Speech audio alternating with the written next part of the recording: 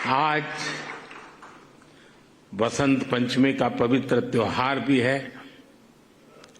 पूज्य शास्त्री जी महाराज की जन्म जयंती भी है। ये बसंत पंचमी, ये पर्व मां सरस्वती का पर्व है। मां सरस्वती यानी बुद्धि और विवेक की मानवीय प्रज्ञा और चेतना की देवी।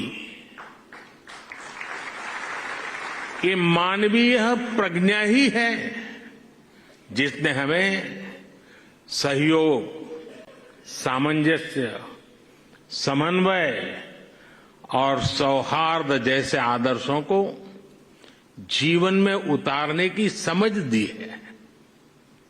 मुझे आशा है कि मंदिर भी मानवता के लिए, बेहतर भविष्य के लिए बसंत का स्वागत करेगा।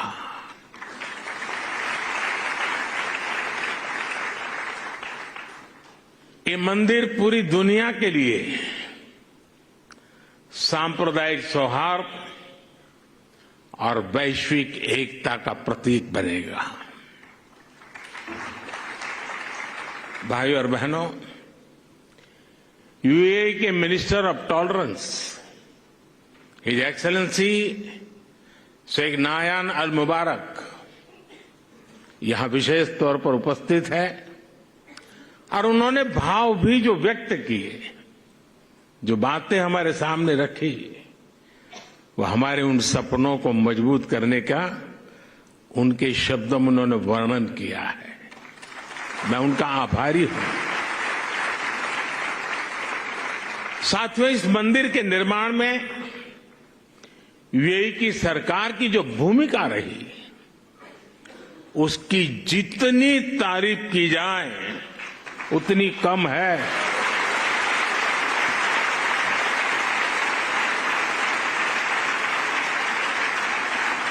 लेकिन इस भव्य मंदिर का स्वप्न साकार करने में अगर सबसे बड़ा सहयोग किसी का है तो मेरे brother His Highness Sheikh Mohammed bin Zayed का है।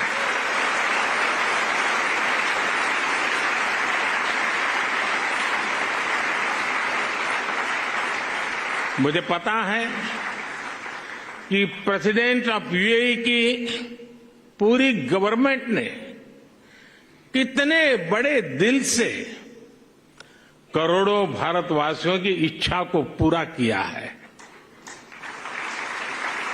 और इन्होंने सिर्फ यहां नहीं, 140 करोड़ हिंदुस्तानियों के दिल को जीत लिया।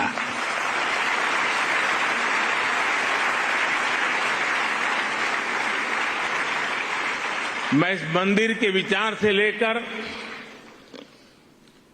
एक प्रकार से प्रमुख स्वामी जी के स्वप्न से लेकर के, स्वप्न बाद में विचार में परिवर्तित हुआ, यानी विचार से लेकर इसके साकार होने तक पूरी यात्रा में इससे जुड़ा रहा हूं। ये मेरा सबसे बड़ा सौभाग्य है। और इसलिए मैं जानता हूं कि his Highness Sheikh Mohammed bin जायद की उदारता के लिए धन्यवाद ये शब्द भी बहुत छोटा लगता है। इतना बड़ा उन्होंने काम किया। मैं चाहता हूं उनके इस व्यक्तित्व को, भारत यूएई रिश्तों की गहराई को केवल यूएई और भारत के लोग ही नहीं बल्कि पूरा विश्व भी जाने।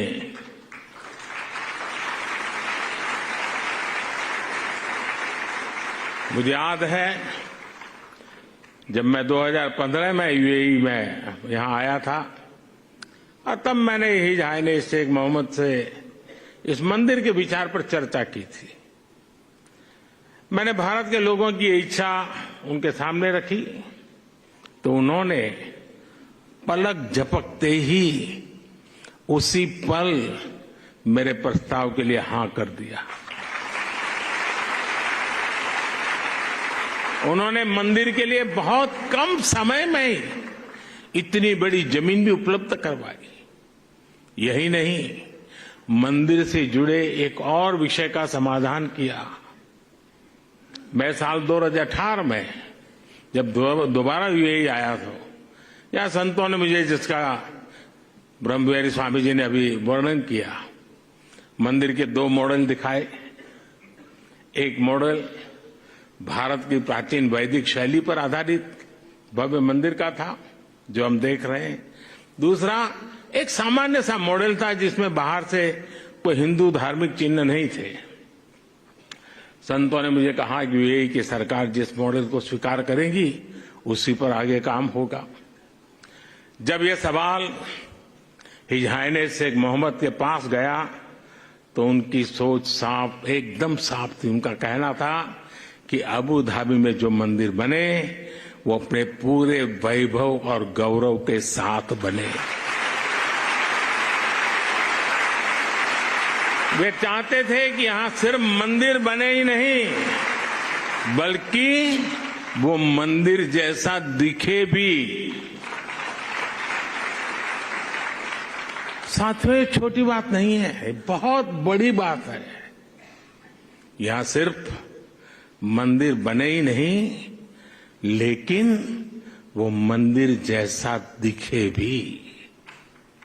भारत से बंधुत्व की ये भावना वाकई हमारी बहुत बड़ी पूंजी है।